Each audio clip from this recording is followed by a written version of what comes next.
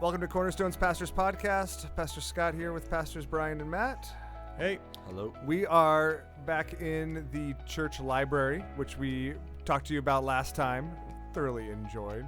And actually, so last time, after looking around a little bit more, we thought after the fun we had last time, kind of pulling random books off the shelf and Matt's Apocalypse VHS, this time we would actually pull books off the shelf that we'd like to recommend, because this library is actually filled with a lot of really good resources. And more than anything, I think a lot of times we access books differently now than like going into the church library. And so we figured bringing titles in the church library to you via podcast was that this is how to bridge the gap. This is how to make it happen. You can download this on Kindle. Some of these you could probably find a PDF of online.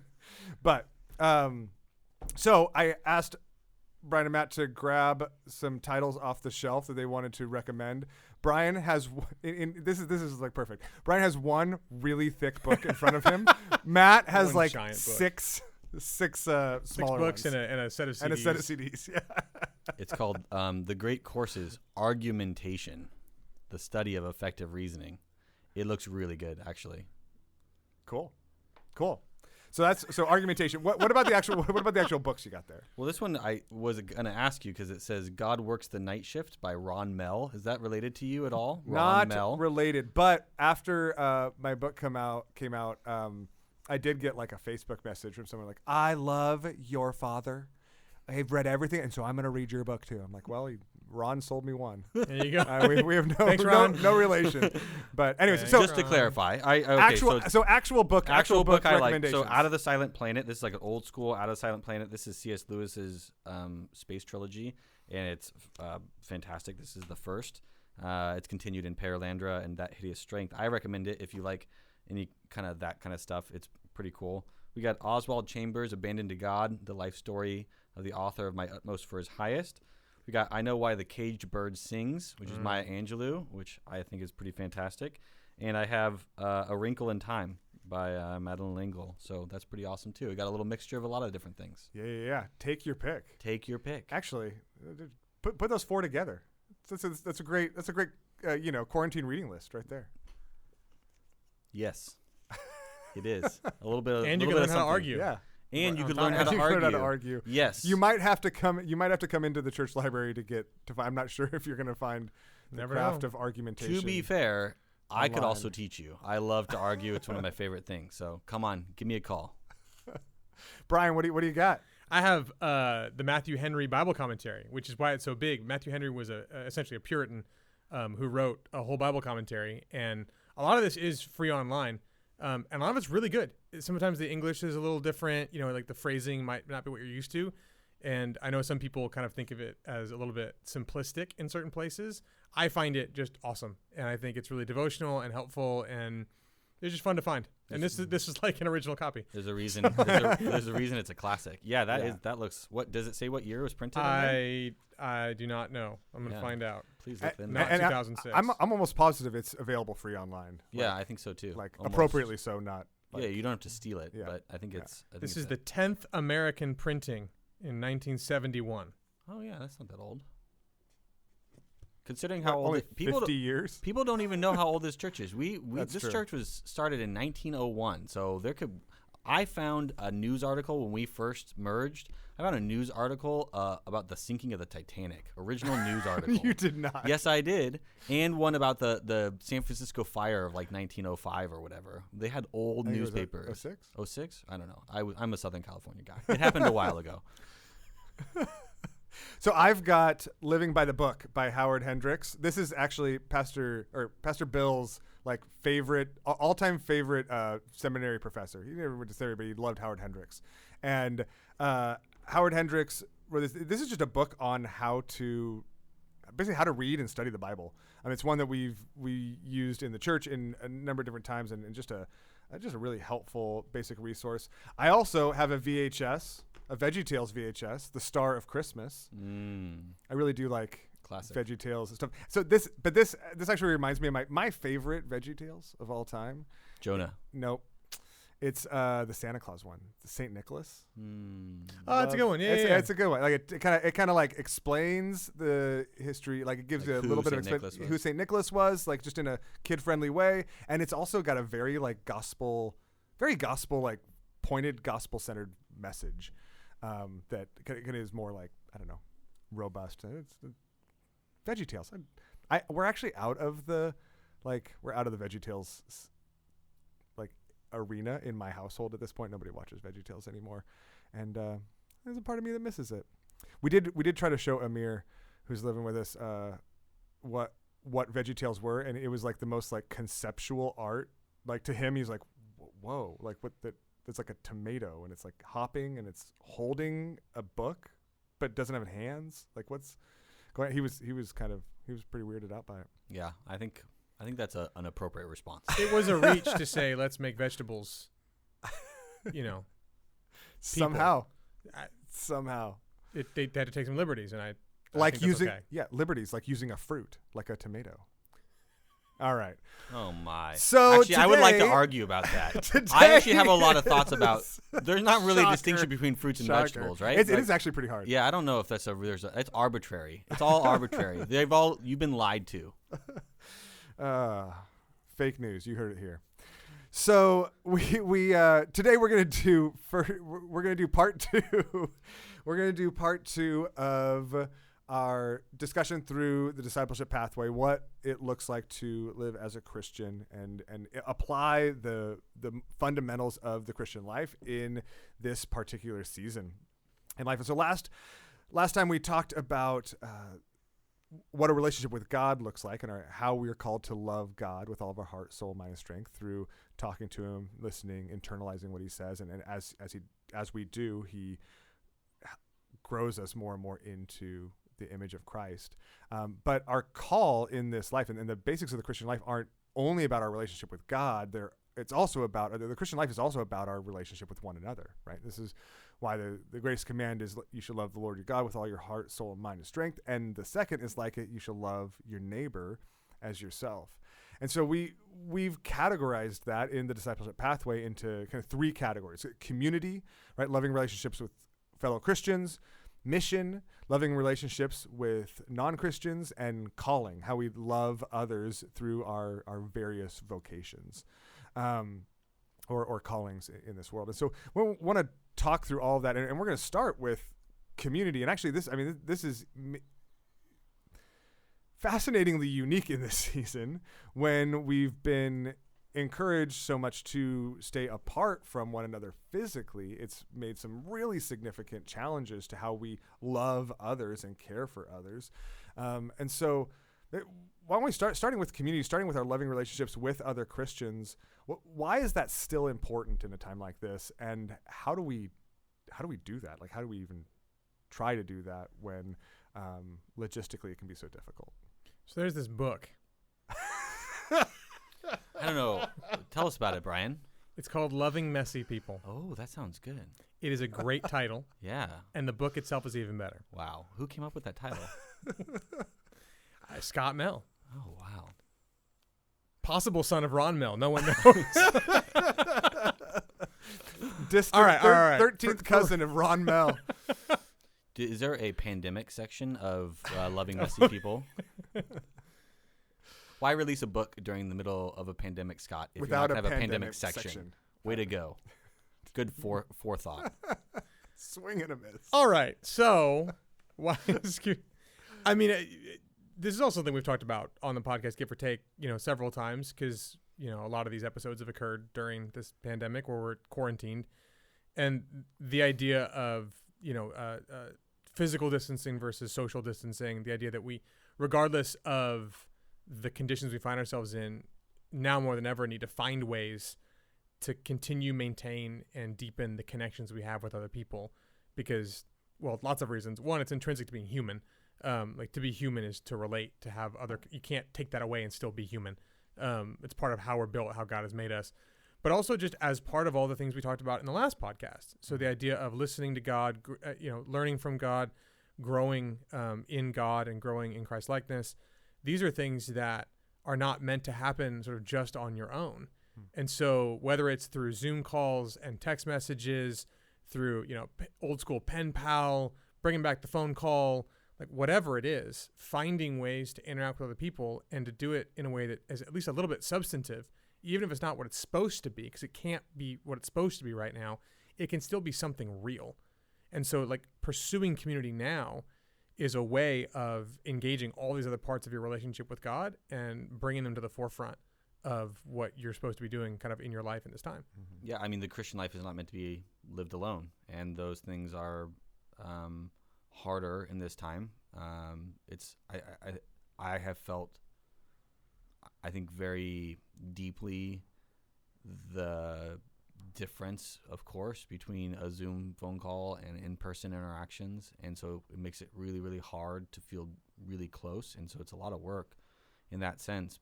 But we need this. We need each other, and I think there's a lot that can be done with the pen pal. That's old school, really old school.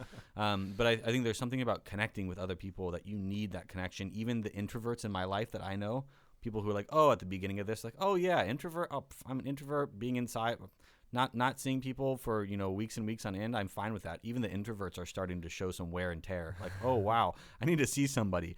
And I would say, at this point, we're at this point in the whole process, everyone's following kind of the rules and guidelines and everything like that. We're kind of getting to the point where we're going to be able to start seeing people socially distance in person as well. And I think there's reason and appropriate ways that can be done, and I think that would be good and healthy for you. If you have a close friend that you haven't seen in 9 weeks and you want to go to a park and say socially distance and talk to them and reconnect, I think that is really important and something that you should think about doing safely, and we want to encourage that as well. But those relationships matter, and they're really important and something that we need to pursue even in a difficult time. Yeah. I mean, I think that it's, what comes to my mind is the fact that we talked about this in our in the podcasts that we did about mental health, about how important this is, right, and how central it is to have these types of relationships. But it's not just because we need it, right? Like this is also like what we were created for. Like we were created for community, right? We were created in the image of a triune God, of a communal God, who has existed from eternity past in three persons. And so to image him, to fulfill our created call in that sense involves relationships, and to fulfill our redeemed created call is to do so in relationships with one another, caring for one another, helping one another, stepping into one another's lives. And it's a time like this, I think, requires maybe a little bit more creativity, maybe a little bit more intentionality, maybe a little bit more pursuit. But just as we can't actually truly survive, right? I think sometimes we're like, oh, I'm in survival mode, so I can't do those things. But we just talked about how we can't survive without our relationship with God. Like we can't actually survive without a relationship with God.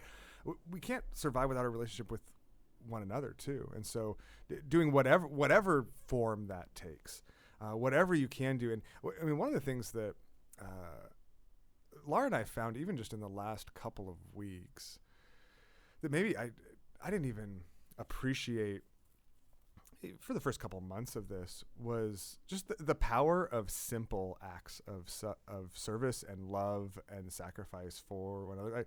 I think there was a good portion of like the first chunk of this whole season where I was kind of like, well, you know what? If it can't be deep and super significant, it's probably not worth doing. Like, I think I'm not sure I would have like said that, but I think that's kind of how I was operating, right? I was like, well, you know what? If it can't be super deep and can't be super significant, then I'm just not going to worry about it, and I'll just wait until it can be again. And I've learned in some really significant ways that that the simple and that there's something to the gesture and the thought that counts, right? That there's love that's communicated even when it isn't perfect, even when it isn't as deep, even when it isn't everything you'd like it to be, that it's worth fighting for and sacrificing for in the lives of one another as we share and show God's love to one another as Christians. but so in addition to that, and not wholly separately, not completely differently, but we're also called to love the non-Christians in our lives. And I think this season also provides a whole host of unique opportunities for loving the non-Christians in our lives too. I want to talk about that a bit. And actually, I want to talk about that because this is actually one of the things in particular that we've identified as we've been praying and talking about the church and like how to help kind of lead the church. This is actually, I think, one of the areas in particular that we've identified that I think we all as a church need to be both equipped in and encouraged to take advantage of the really unique opportunity this season provides to love and care for and show the gospel and share the gospel with those around us that don't know Christ. I think a lot of people, even when I think about like, okay, what can we do as a church, right, to take advantage of this opportunity? And then there's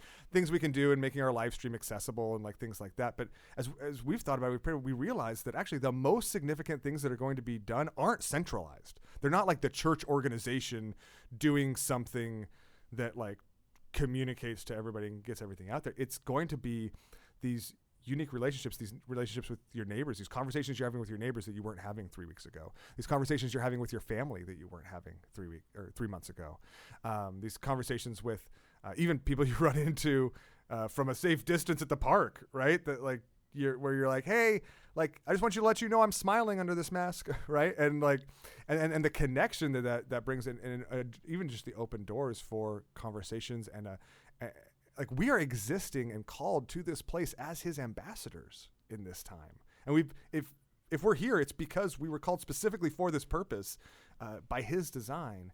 And so we have an incredible opportunity to live that out. Yeah, I mean, there's been some great stories already from this pandemic. There's someone whose coworker got sick with COVID, and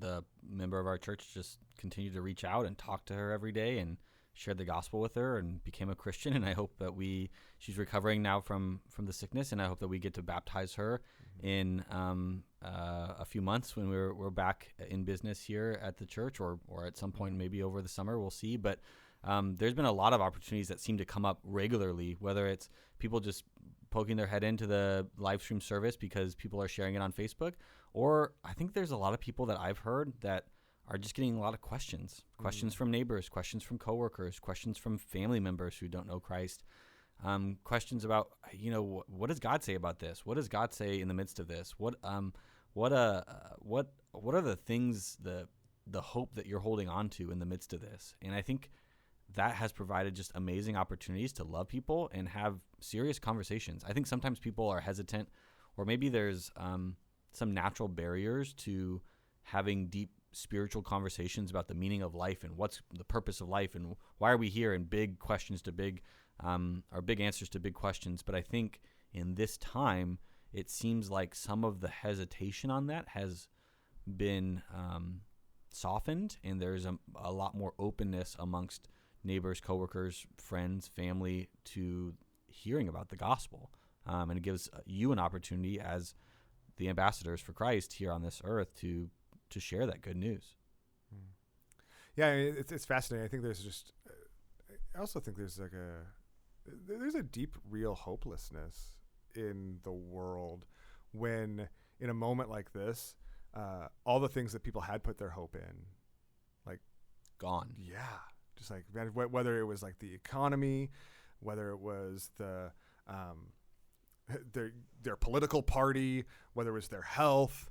Like all these things, like that they look to, and then they're striving to look to, and it brings up all sorts of anxiety and stress and looking around saying, well then what is there to trust in? And I think one of the amazing things about this opportunity is, I mean, I was even thinking about like the live stream, right? Like, okay, is there more we can do through the live stream to communicate? And I realized that even if somebody that hasn't ever been to our church, or like to our physical church building, or who hasn't ever joined us in that way, maybe wouldn't ever join us, even if they're watching the live stream, it's because they're connected to someone, right? And that person that they're connected to actually, I think, is far more, has a far greater opportunity to speak, to help answer questions, to help them process through that than we do by doing like a centralized like Q&A. I mean, not that we wouldn't ever do something like that someday, but like instead of inviting people onto like a Zoom call with the pastors, the reality is that the ambassadors on your streets, in your apartment buildings, in your family, it's you. Yeah, and I would say if you're there and you're feeling like maybe there's some people, and I would guess for most people it's just a few people. Maybe there's 3, maybe there's 5 people that you've been thinking about or who've had questions, or maybe maybe it's just one who's been reaching out. But if you feel like you don't have the resources or you need help or support in that context, that's where we can be super helpful for you. We have tons of resources. We would love to provide resources for you, for anyone that's asking questions. We would love to provide books and provide, be there as a support network and a help for you as you're interacting with and engaging. And I think a lot of Christians hesitate on the evangelism side of things because it's a little daunting. And so getting it kind of put in your lap and saying, hey, I have questions about what you believe. If you need support and help in this time, we're here for you. Don't hesitate to reach out to us. Don't hesitate to ask questions to us. Don't even hesitate to say to your the person who's asking you about it, you know what, I don't know. Let me check on that, or let me connect you with someone who could help you with that, because it would be a great pleasure of ours to serve you in that way in this time. Absolutely. So we've talked about community and our loving relationships with Christians. We've talked about mission and our loving relationships with non-Christians, and all the opportunities kind of this provides. And not only the opportunities this provides, but again, like what we were created for, like what we were called for, why God has placed us here. I mean, I continue to think about that on my street with the conversations I'm having, and I'm having so many more conversations with my neighbors in the last couple of months, and realizing that like we're there. I'm also, I mean, as far as we know, like the only Christians on the block that a lot of them know, and so we're there like on a purpose. I think it just provides an incredible opportunity. But in addition to our loving relationships with Christians, can I just say one more thing about that? Yeah, please. If you're able to, being outside is one, you should get outside. If you haven't been outside this whole time, it's good to get outside, even though you might be, there might be some fear and things. I understand that. Find a way to get outside, but there's a lot of people out walking about. It's a great opportunity for you to just be out in front of your apartment complex or in a courtyard or on a walk. Be out and connect with people. Because in general, in our city, there are already a lot of lonely people, and being locked in your apartment for 10 weeks makes you even lonelier. And I think a lot of people are eager to see you, and it's a great opportunity to build up those relationships and to be having those safely conversations in your neighborhood. Yeah, absolutely. Okay, so loving relationships with Christians, loving relationships with non-Christians. The third kind of component of the walking in the world is what we call calling.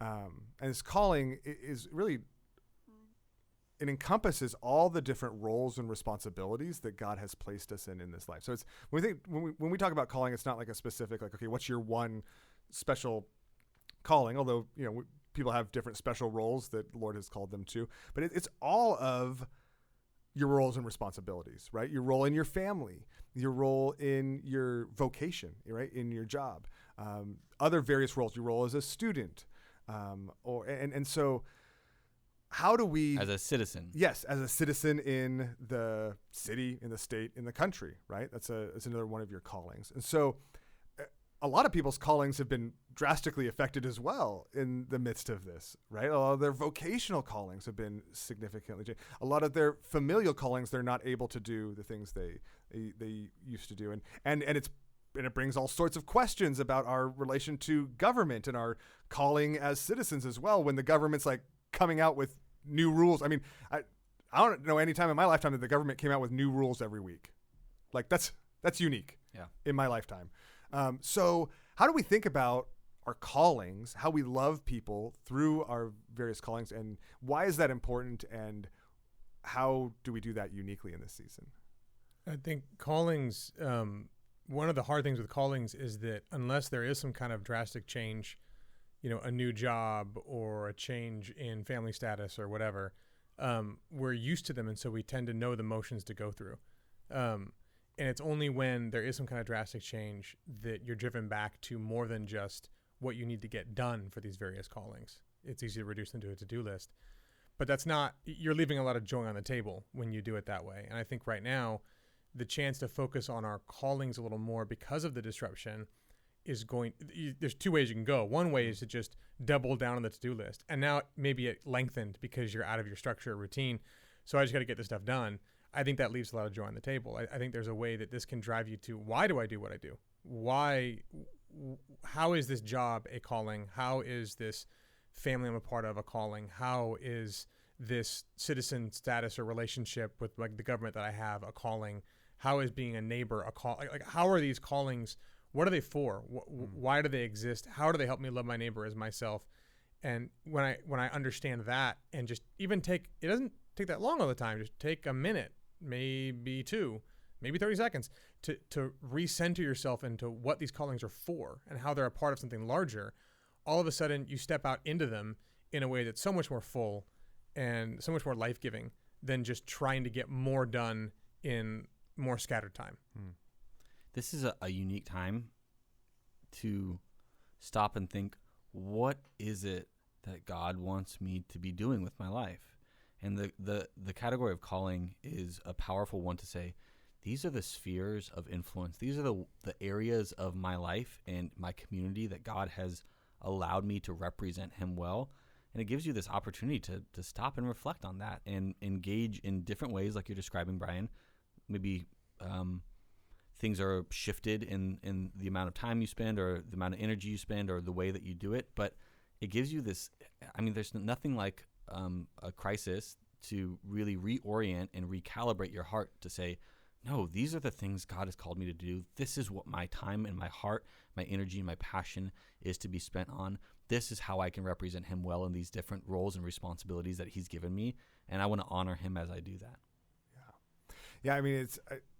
It's a fascinating, I think as we, I totally had something and then I had a different thought and it vanished. Can you share both of them? Sure. They're gone. Oh, they're gone now. One one ate the other one. It ate. Did it? Is it going to come back or is it? No, it's there. Okay. So here's I distract myself with my own talking. It doesn't work. What we were going to talk. I almost just did it again. And again, a third time. All right. So one of the things that I think is tempting too is to think about our calling simply. You said, Brian, simply just as those responsibilities, right? Just the things we have to get done. Okay, these are but it's not.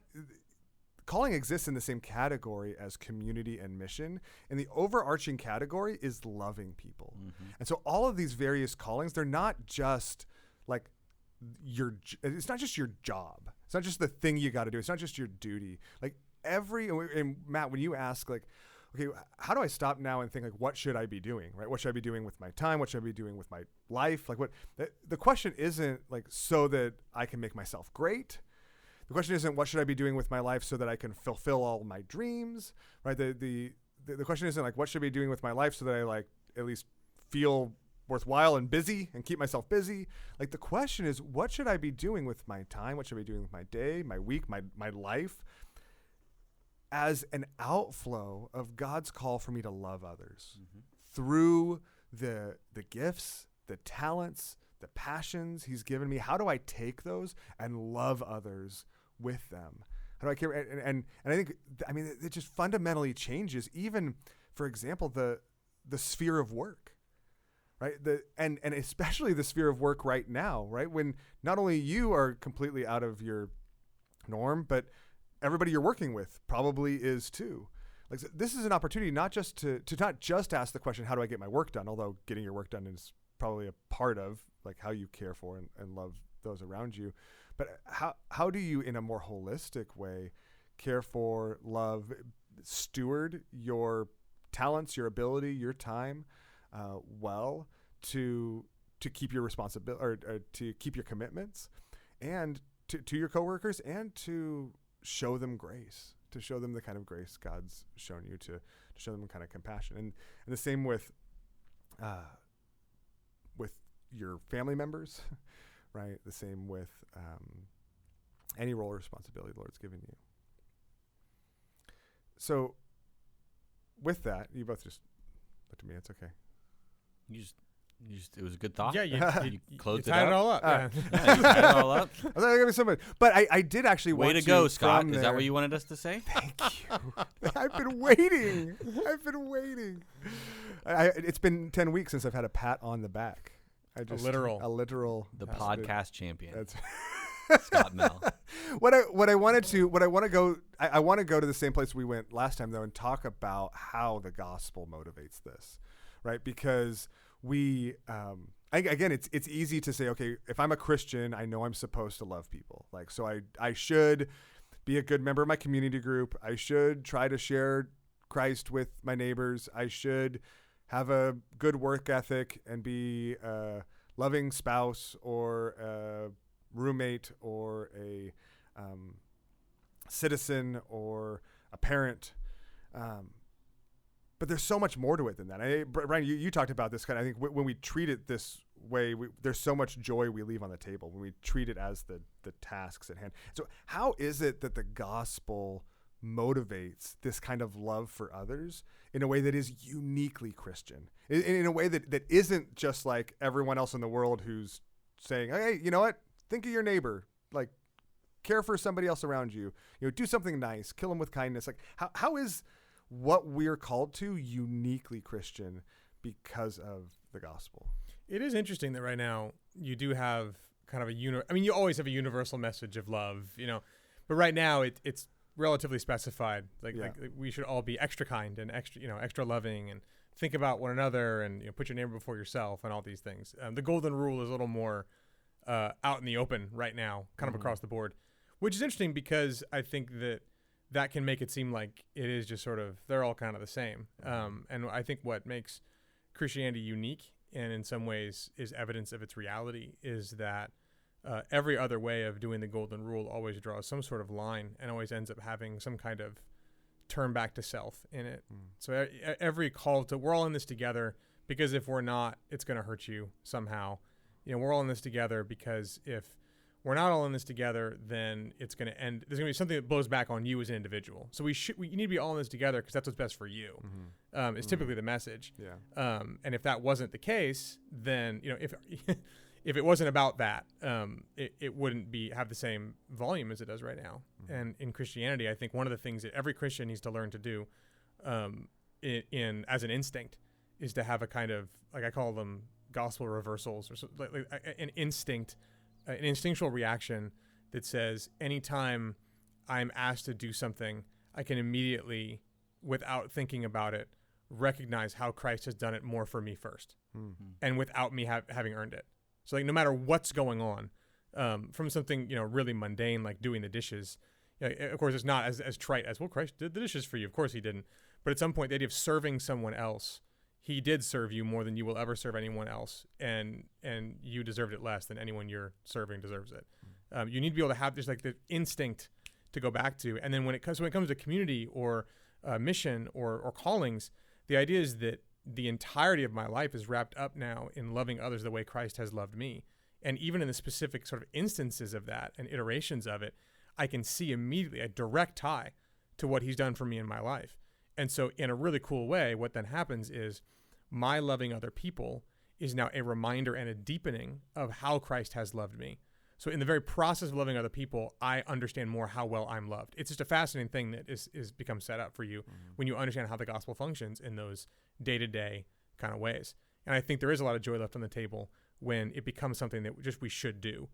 Because when that's the case, then there is no depth of love that you're experiencing as you love other people. It really is just only pouring out of you. When in reality, the Christian has a fountain that is deeper and wider and eternal. The river of life. It has these ideas of Christ and the well and all these things, living water that is fueling us. That as we disperse love to other people, we ourselves are filled up with it from Christ in a very real and a very present way. And so to me, that's the gospel motivation in the midst of all this stuff with loving your neighbor. Is it's a beautiful way of, experiencing God's love for you, let alone being able to spread that love abroad. And just like anything else, the discipleship pathway can be turned on its head and used incorrectly as a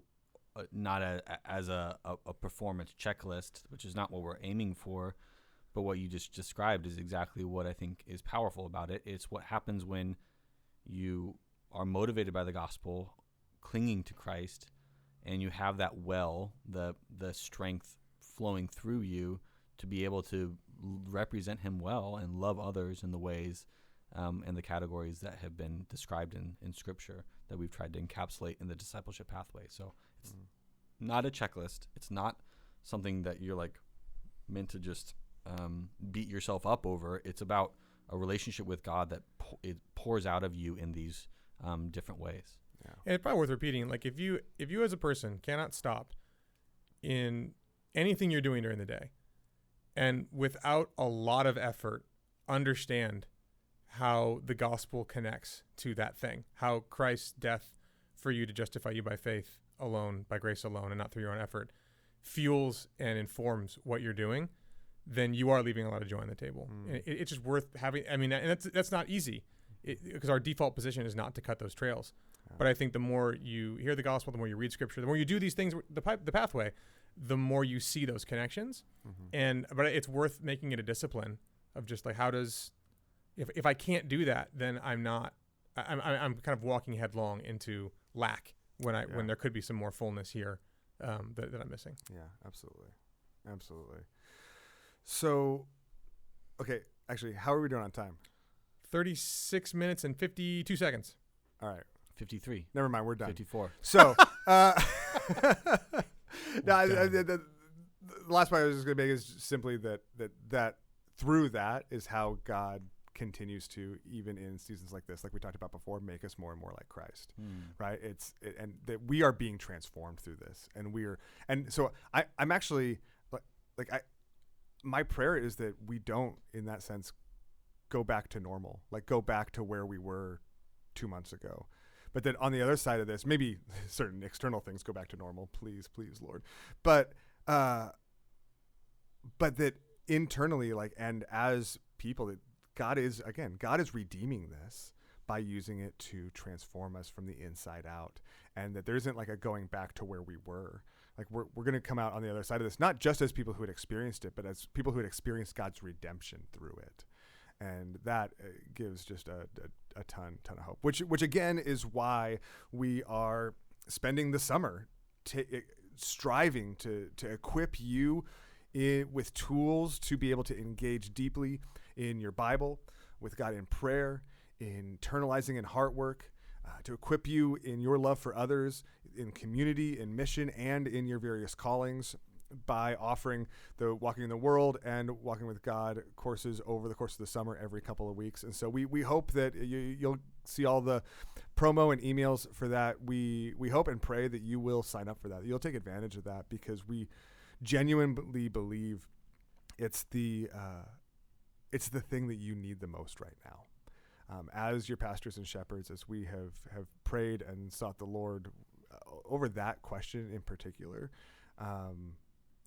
this really is it. And so, and whether it's through that class or through your own the own tools you have or other things, I mean, it's not about the class, but it is about being equipped and growing in your love for God and your love for others, and seeing God's redemptive work through this unique season that we're in. So we're going to continue to be praying for that, and we're praying for you.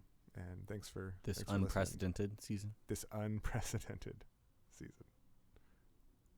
Deep Goodbye. and wide, deep and wide. Where's that song coming from? Brian talked about deep and wide waters. That fountain flowing deep and wide. How long can we do this before someone just turns it off? I've done my singing today. Matt, it's your turn. Deep and wide. I think we now know how long to go before someone turns it off. Thank you for listening. We love you a lot. Have a great week.